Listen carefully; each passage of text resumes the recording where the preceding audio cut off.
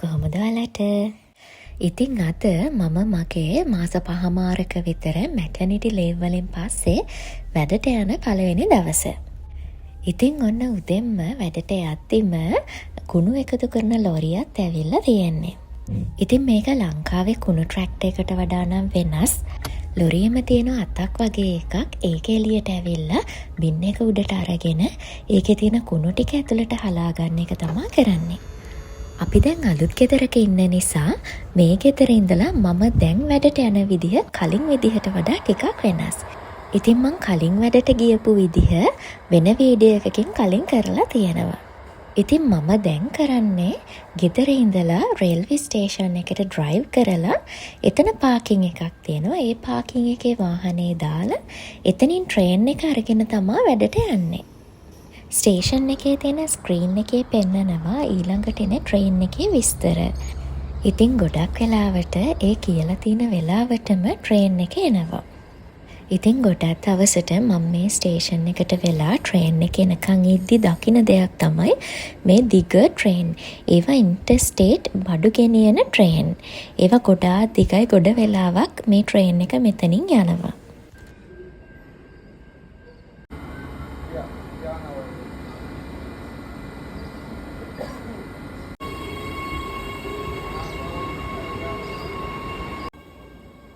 ඉතින් මේ එන්නේ මම යන ට්‍රේන් එක. ට්‍රේන් එක ඇතුළට යද්දිම මැෂින් වගේක් තියලා තිනවා. අපිට අපේ මෙට්‍රෝ කාඩ් එක ඒකට අල්ලලා ටැප් කරන්න පුළුවන්. ඉතින් මේ එකම මෙට්‍රෝ කාඩ් එක අපිට ට්‍රේන් එකට, බස් එකට, ට්‍රෑම් එකට යූස් කරන්න පුළුවන්. ඉතින් මේ මෙට්‍රෝ කාඩ් එක අපිට ඕන නම් නිකන් රීචාර්ජ් කරන්නත් පුළුවන්. එහෙම නැත්නම් පාස් එකක් ගන්නත් පුළුවන්. ඉතින් මම ඩේලි ට්‍රැවල් කරන නිසා මම දවස් 28ක පාස් එකක් අරගෙන තියෙන්නේ. ඒකට $119ක් වුණා. ඉතින් ට්‍රේන් එකෙන් බැහැලා ස්ටේෂන් එකෙන් එළියට යද්දී අපේ මෙට්‍රෝ කාඩ් එක එතන ටැප් කරන්න ඕනේ. එතකොට තමයි එතන තියෙන ගේට් එක ඇරෙන්නේ. මේ තියෙන්නේ ඇඩිලේඩ් සිටි එකේ තියෙන රේල්වේ ස්ටේෂන් එක. ඉතින් මං ආපු ට්‍රේන් එක ඉවර වෙන්නේ එතනින්. දැන් මං ස්ටේෂන් එකෙන් එළියට ගිහින් ට්‍රෑම් එක ගන්න හදන්නේ. ඉතින් රේල්වේ ස්ටේෂන් එක ඉස්සරහැම මට ට්‍රෑම් එක ගන්න පුළුවන්. ට්‍රෑම් එක කියලා කියන්නේ ඒක නිකන් පොඩි ට්‍රේන් එකක් වගේ. හැබැයි ඒක යන්නේ බස් යන පාරෙම වෙනම ට්‍රැක් එකක. ඉතින් ඇඩිලේඩ් සිටි එක ඇතුලේ ට්‍රෑම් එකේ යන්න සල්ලි ගන්නෙ නැහැ. අපිට ෆ්‍රී යන්න පුළුවන්.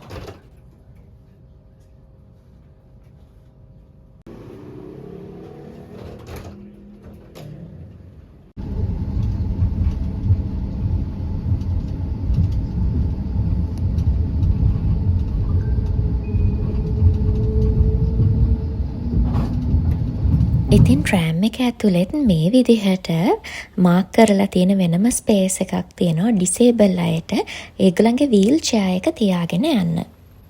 ඉතින් මම දැන් ට්‍රෑම් එකෙන් බැහැලා ඔෆිස් එකට පයින් යන ගමන් මට විනාඩි 2-3ක වගේ දුරක් තමයි පයින් යන්න තියෙන්නේ. මම මේ වීඩියෝ එක කරපු දවස්වල සිටි එකේ බයිසිකල් රේස් එකක් තිබුණා. ඉතින් ඒකට තමයි මේ වටේ වහලා ඔක්කොම ලෑස්ති කරලා තියෙන්නේ. ඉතින් මන් දැන් ඔෆිස් එක ඇතුළට යන ගමන්. දැන් නම් මේ හවස 5ට විතර. මං වැඩ ඉවර කරලා ගෙදර යන්නයි හදන්නේ. ඉතින් මේ වීඩියෝ එකෙන් මම උදේට යන හැටි, හවසට ගෙදර එන හැටි තමයි පෙන්වන්න හිතුවේ. උදේට මම ට්‍රෑම් එක ගත්තට හවසට යද්දි මම ට්‍රෑම් එකේ යන්නේ නැහැ. ඔෆිස් එකේ පල්ලෙහාම බස් ස්ටොප් එකක් තියෙනවා. එතෙන්ට බස් එක එනවා. ඒ බස් එක අරගෙන තමයි මම රේල්වේ ස්ටේෂන් එක ළඟට යන්නේ. එතකොට විනාඩි 2-3ක්වත් පයින් යන්න ඕනේ නැහැ. ඉතින් ඔෆිස් එකේ ඉඳලා රේල්වේ ස්ටේෂන් එකට තියෙන කිලෝමීටර් 1ක වගේ පොඩි දුරක්. ඒ වගේම මෙතන ඉඳලා විනාඩි 3කට සැරයක් විතර වගේ බස් යනවා. ඒක නිසා ඒක හරිම ලේසි ස්ටේෂන් එකට යන්න. ඒ බස් එක පටන් ගන්න එතන තියෙන බස් ස්ටොප් එකෙන්මයි. ඒ වගේම මම බස් ස්ටොප් 3කින් විතර වගේ බහිනවා. ඒ නිසා ඒ බස් එකේ වැඩි සෙනග හිටින්නේ නැහැ මං යන වෙලාවට. ඉතින් මෙහි තියෙන බස්, ට්‍රේන්, ට්‍රෑම් ඔක්කොම කවර් වෙලා තියෙන්නේ. ඒවා ඇතුලේ AC හරි නැත්තම් සීතල කාලෙට හීටර්ස් දාලා තියෙන්නේ. ඒ වගේම බස් එකේ පිටිපස්සට යන්න තියෙන සීට් උඩින් තමයි තියෙන්නේ. දැන් මම බස් එකෙන් බැහැලා ස්ටේෂන් එකට පයින් යන ගමන් ඉන්නේ. මට විනාඩි 2ක් විතර තමයි ඇවිදගෙන යන්න තියෙන්නේ. මෙතනත් හැමතැනම ස්ක්‍රීන් වල පිටත් වෙන ට්‍රේන් වල විස්තර දාලා තියෙනවා. උදේ වගේම මෙට්‍රෝ කාඩ් එක ටැප් කරාම තමයි ස්ටේෂන් එකේ ඇතුළට ට්‍රේන් එකක් ගන්න යන්න පුළුවන් වෙන්නේ.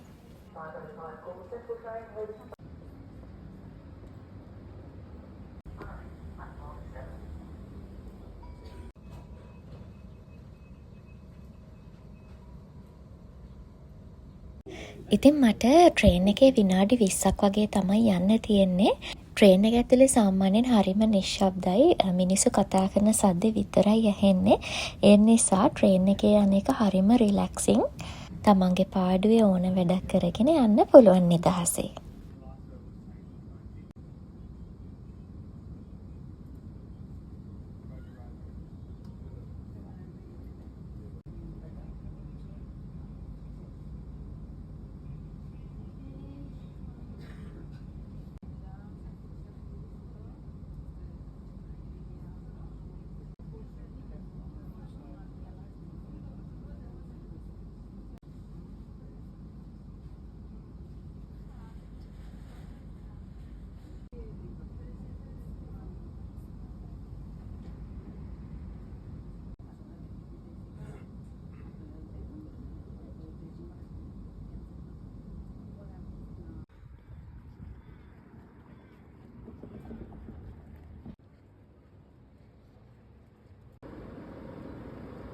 ඉතින් මන් දැන් ට්‍රේන් එකෙන් බැහැලා පයින් පාකින් එකට යන ගමන් ඉතින් අද හරිම රස්නේ දවසක්. අද ටෙම්පරේචර් එක සෙල්සියස් අංශක 38ක් වෙනවා. අපිට නිකන් ඇඟට දැනෙන්නේ ගිනි ගොඩක ඉන්නා වගේ. ඒ වුණාට දාඩිය දාන්නේ නැහැ. එහෙනම් වෙනදා වගේම මගේ මේ වීඩියෝ එක බලපු ඕගොල්ලන් හැමෝටම ගොඩක් ස්තුතියි.